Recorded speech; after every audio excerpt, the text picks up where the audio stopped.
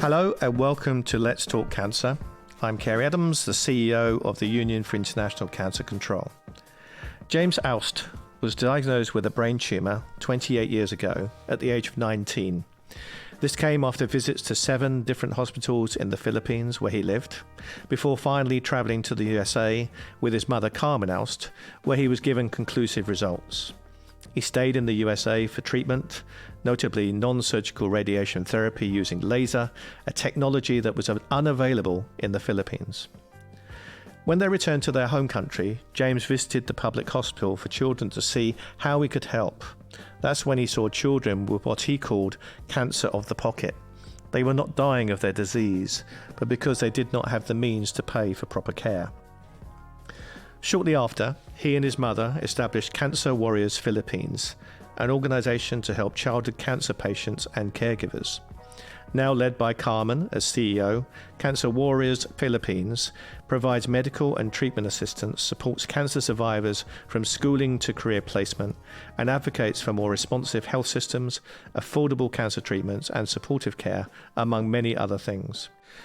We invite Carmen on the podcast to share her experience in cancer advocacy. How can we empower people living with cancer and amplify their voices? And how can we get policymakers to prioritise cancer care? Carmen, welcome to this edition of Let's Talk Cancer. I'm very honoured and privileged to be here with you, Carrie, today. Super. Well, let's talk about your story. It started a long time ago. Your experience as a parent with a child who's diagnosed with cancer. Tell us, how did that happen? Well, about 30 years ago, my middle son started to have what he described as weird feelings. And we went through a series of doctor's appointments, which had different diagnoses. He went through an MRI, but unfortunately, it was not read correctly. 1 more year passed. He started to lose weight, and he would be able to finish the water in our refrigerator, and he would feel so hot that he had to literally douse himself with cold water. We needed to see 7 different doctors in our country from top hospitals, but this was 1996. I'm sure by now they're much better. And nobody could agree on whether it was cancer or hamartoma, whether we should seek treatment or just go home and pray and thank God that he had given him to us. So we had to travel to the United States. They were able to do stereotactic radiosurgery and the tumors were gone. But he lost all of his hormones. So he now is what he calls a synthetic man. He has hormone replacement for all major hormones of the body. That's his journey, the treatment side. But for the family and for James, it was just the beginning.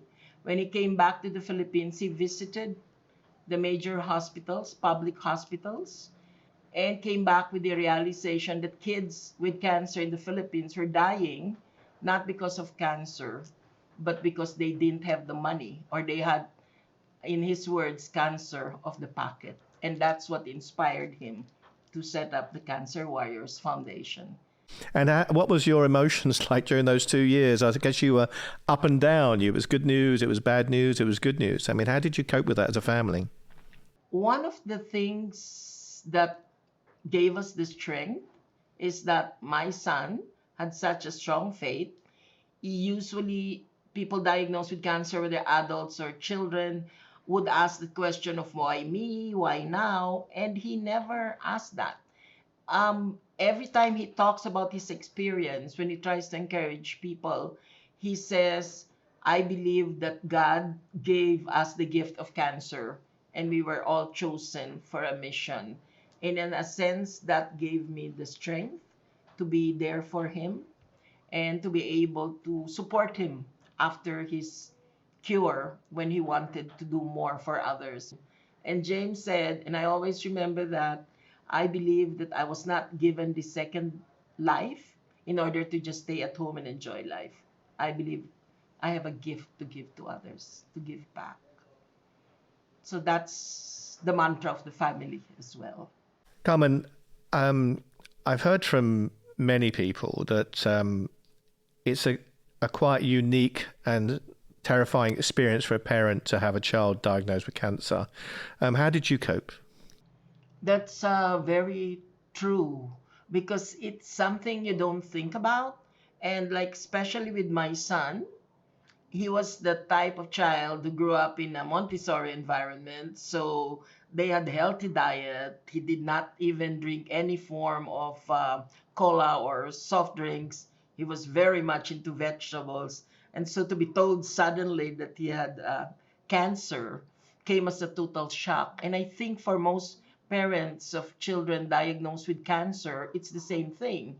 Childhood is a time of innocence, fun, and parents never think that their children have cancer. And I think that's the reason why most often children are seen at a latter stage, because even pediatricians in countries like ours, not everyone is aware of the early signs and symptoms of childhood cancer, and oftentimes they think they're just anemic, or maybe they've been playing too much, or it's just that they're not able to cope with the stress of schoolwork and all of that.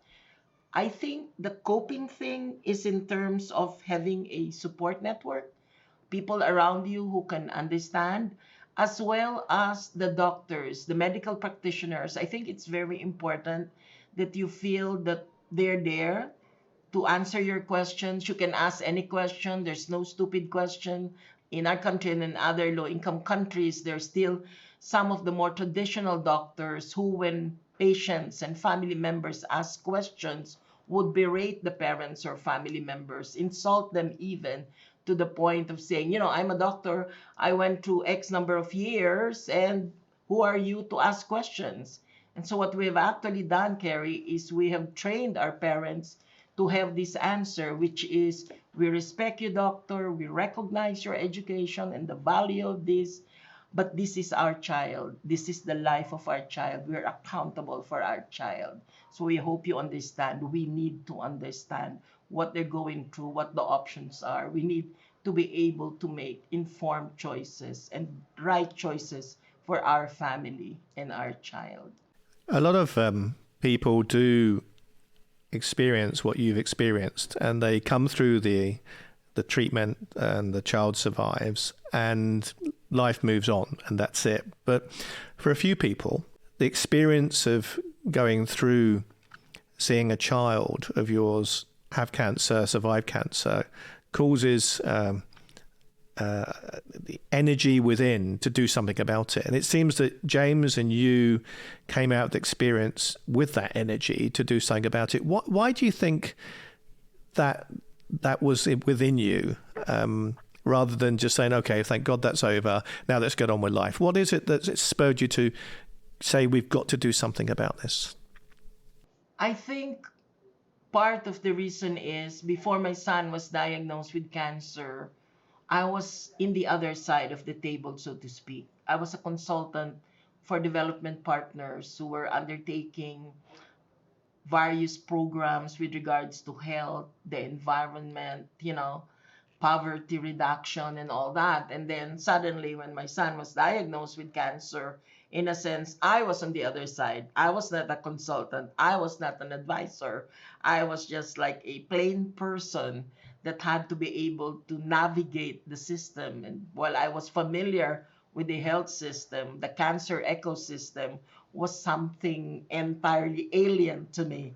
We have to consider this disease as like a strange country that we're trying to discover. So we have to study as much about it, understand it, and only then can we help the doctors to help our son. You mentioned about treatment occurring in Philippines and also in America. What's happened in the Philippines during your time that you've been a cancer warrior? Have you seen things improve? Oh, yes, very much so. In the early years, what we did was we advocated for free medicines for children that were going through leukemia. And that program that we started through advocacy with the Ministry of Health has since grown to cover free medicine for 8 different types of cancers. Then at the same time, because medicine is a major cost factor in terms of cancer treatment, we also were part of the team that advocated for the cheaper medicines law, which in effect gave a ceiling for medicines. And through that, there were 7 childhood cancer medicines that the prices reduced all the way to 70 to 80%. And then after that, that same undersecretary who had shepherded that process of cheaper medicines was moved to our social health insurance, what we call in the Philippines PhilHealth. And he said, what more needs to be done? We said we need to move on to the treatment side. And so the PhilHealth then developed what is known as the SAY package, the end of the alphabet, so hopefully the end of cancer. And it started off covering childhood cancer, breast cancer for women, and then prostate cancer, but now has grown to about 7 other cancers as well. And the finale, in a sense, was in 2019 when the National Integrated Cancer Control Act was signed into law. So with the NICA law, Kerry, so much, in a sense, has improved. There are 12 major promises.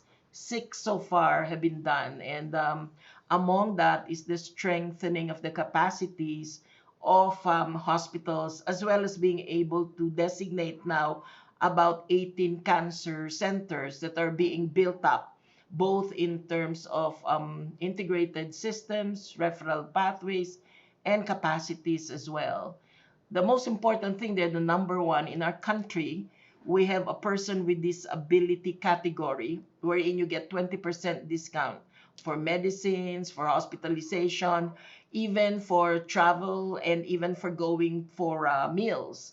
And now, cancer patients, people living with cancer, and even cancer survivors, Carry, both adults and children are now considered persons with disabilities. So that's a very big improvement indeed. And as well, we were able to put in the financial levels because a major challenge for Filipino patients is what we now call financial toxicity, the cancer of the pocket that James mentioned early on, mainly because about 60 to 70 or even 80% is out of pocket cost for most Filipino patients when it comes to cancer, despite the fact that we have a social health insurance.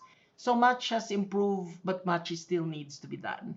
That's a fantastic amount of change during the time that you've been involved in cancer. So I got to say congratulations to you and the others who've advocated for that change and seen it through, and also for the government for supporting it.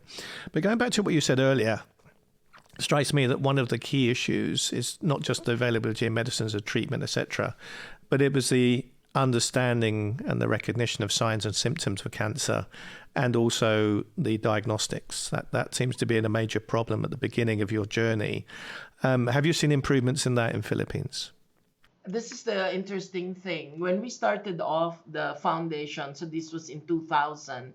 So the first 5 years, we were doing a lot of spotlighting, information giving in terms of early warning signs, signs and symptoms, and so on. Not just by the Ministry of Health or in our primary healthcare units, but as well in the workplaces and in the educational settings, which we consider as hubs as well for being able to build up cancer literacy. And we are also now engaging media, because one of the things that parents tell us over and over again is no matter how much doctors or NGOs or patient support organizations or other parents say that cancer is curable, that even stage 4 is treatable, if not curable, every time we watch the telly, every time you watch a telenovela, every time you watch a movie, when they want to kill a major character, they give them cancer. So when we're meeting with media people, we always say, please, there's so many other diseases. Could you please give them other diseases aside from cancer? And you're right as well. The diagnostics is very much related not just to the skills of the doctors, but to availability of equipment. And I'm glad to say over the past month, I've sort of been going around some of our major hospitals outside Metro Manila, which is the base of the country. And, they now have LINAC, they now have MRI, some have PET scan. But unfortunately, I have also been to areas where doctors told me very honestly and very sad that when somebody goes to them and tells them they have cancer, they tell them, do you have funds to go to Manila? And this is an area that by plane is just 1 hour or 1 hour and a half, depending on the type of plane. And yet they're still in that situation that they don't have the necessary equipment, services, and medical healthcare worker capacity. So there's still a lot of disparity, Gary. There's improvement in some areas, but there's still some areas that are lagging behind. What are your advice to others in terms of engaging governments and politicians on cancer?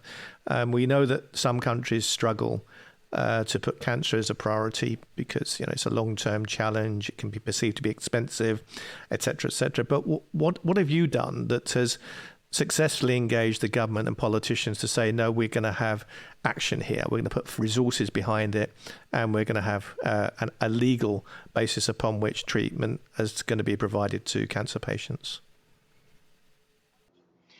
One of the lessons and realizations I had as a parent going through that journey with James and then afterwards with the foundation and the other members of the Cancer Coalition Philippines as well is that in order for people to understand it, they somehow must have gone through the journey. They somehow must have felt what it's like to have cancer either in their immediate family or in their circle of friends. So one of the things that we did when we did the power mapping of our legislators who became a very important ally is we identified who were the ones whose lives were touched by cancer. And these were the ones that we first visited, a personal visit to be able to share with them first the plan that we had, the reason why we needed a cancer law. And I recall one of them had just lost his mother to cancer. And he said, this is a very good opportunity for me because I've been wanting to get back at cancer. And how do I get back at cancer? And we told him, well, this is your opportunity, Congressman, to be able to, kick cancer, as they say. And then we had somebody who was then the head of the health committee. The initial conversation we had, he said, I'm not a doctor. I don't think that I'm in a position to be able to support a bill like this, which sounds medical and so on. But luckily at that time, we had known that his wife actually was going through the cancer journey. And so we heard Senator, that cancer had knocked on your door. And what's your experience so far? And then he started talking. And then we said, our belief is if you've gone through the cancer journey, you are also a patient expert because there are things that doctors may not know as well. And immediately he turned to his legislative staff and he said, we will make this a priority bill. And then again, for us, it was by God's design. One of his staff had actually lost his mom and dad in a year's time to cancer. So as we were moving out, she said, actually it resonates with me because I lost my mom and dad to cancer. And I said, let's honor them. Let's work on this. And finally, we were lucky enough that at that time, the president's partner was a nurse. And we made an appointment with her. And he asked us what it was all about. We told him it was cancer. And it became a priority bill. So it was important to identify people in positions of influence that can then move this particular issue and advocate for a cancer law. And I'm happy to share with you, Carrie, that usually with us, our laws, it takes 3 Congresses or 9 years. The cancer law took a total of 18 months to be passed. That's a fantastic result. And you're right, we're all touched by cancer. So, I think if you do lose a friend or a family member or a colleague to cancer, it becomes real. It's not just a thing that happens to other people. So, it's great that you've got government officials who understood the issue.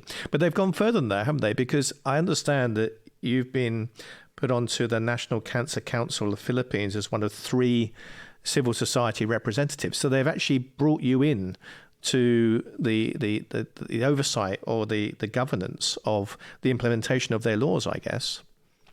Yeah, that was actually a provision that we put in the law, that there would be 2 representatives from civil society, 2 from the medical societies, and then the rest would be from government. But we specified that they should not be lower than an undersecretary because these are the decision makers. So we sort of made sure as well that the Cancer Council would really have the strength and the teeth to be able to provide oversight as well as be able to provide direction. And how do you find that works? Do you find that it's something which maybe others around the world should adopt? Yes, I think having a multi-sectoral and multi-stakeholder council is very important. Most often, we are focused on just making the plan with the Ministry of Health, for example, but we forget that the budget comes from the Ministry of Finance, or in our case, the Department of Budget and Management. So last year, when we actually had a conference with the newly designated Department of Budget and Management, and we invited her to the conference because when you invite key people, they have to be able to study the topic, and then in the process she was able to resolve some wicked issues that had been there for quite a while. We also had a new department because, as you know, in the Philippines, our overseas Filipino workers, Filipinos who work abroad, are 10 million and more. So we had a newly organized department last year, the Department of Migrant Workers, whose head was also going through her own cancer journey. Unfortunately, she has passed on. But during the time that she was there, she put in place certain programs to be able to ensure that there could be screening for overseas workers leaving the country and then coming back. It's still in the plan stage, but we're hoping that to honor her memory, this is something that we will be able to generate support for. So yes, it's very important that you have that multi-agency and multi-stakeholder. You have the Department of Education because when it comes to HPV vaccination in our country and other countries as well, most often it's a school-based campaign. So you need to be able to involve everyone. And in our country, we have always known that there's a parent-teacher association, just like in other countries. But we didn't realize that it was a huge network. It was a federation of millions all over the Philippines. So now we're engaging with them. So I think it's also one thing, to open your eyes and be aware of all the different sectoral groups that could be there to assist you, including women's groups, human rights groups. Carmen, you've certainly made the case for civil society being involved in discussions and decisions and working with governments, different departments in government to make sure that the whole thing works. What's the approach towards the private sector? How does that become integrated into the work that the Philippines has been doing? When we had crafted the law and we're discussing about who would be our allies and whom would be perceived as an opposition, that was a very strategic and contentious discussion as well. For many of us who were involved in the tobacco control program, there was the guideline that you don't work with companies that were manufacturing cigarettes, tobacco products, or allied companies. And so even for cancer warriors, for a number of years, until 2014 when I became global president of Childhood Cancer International, and I saw that WHO itself was partnering with private sector and pharmaceutical companies, but with the guide that we do not promote or push any product. And we always work with two or three, not just with one. There's no exclusive relationship. And so we then decided that we were going to work with the pharmaceutical and the private sector. We had meetings with them, and in no way did they impose anything, but we felt it was important for them to be able to understand where we were going. And since that time, the pharmaceutical and the private sector employers have been very good allies because, civil society has limitations in terms of resources, be it in terms of specialists, graphic artists, and so on, which they have. And so there is a form of resource sharing. And as well, there was a point in time when we brought together the 10 biggest pharmaceutical groups in the Philippines. And we said for this year, we would like all of you to have one voice. These are the needs of the patients. These are the tracks, track 1, track 2, track 3. Why don't you choose where you would like to help us so there is no duplication of efforts? And I think identifying those interlocks has been very useful in terms of being able to actively engage them and get their support for all of the activities, especially in terms of patient engagement, capacity building, and awareness raising. We're on our way to World Cancer Day on the 4th of February, and that is a day when we call on all people, all companies, all organizations to celebrate the progress that we're making on cancer treatment and care, and also to become conscious of what we call care gaps you talked about earlier, where some people don't have access to diagnosis, or they don't have access to the funding required to see through their treatment. But we do try to encourage companies around the world to adopt World Cancer Day as well, to give out key messages to their employees and to the broader societies in which they operate. How significant is things like World Cancer Day and World Childhood Cancer Day and things like that for you? Do you use them in a specific way within the Philippines? Oh yes, Harry, because World Cancer Day is February 4 and International Childhood Cancer Day is February 15. In the law, we specified that February would be the cancer month of the Philippines. So we have adopted it. So it's not just a day, but it's a whole month. And the cancer month is not necessarily a happy month, because we commemorate as well those who have lost to cancer. But in the sense, it's also a celebration of the opportunities that are there so that we can provide better care, more cures, and save more lives.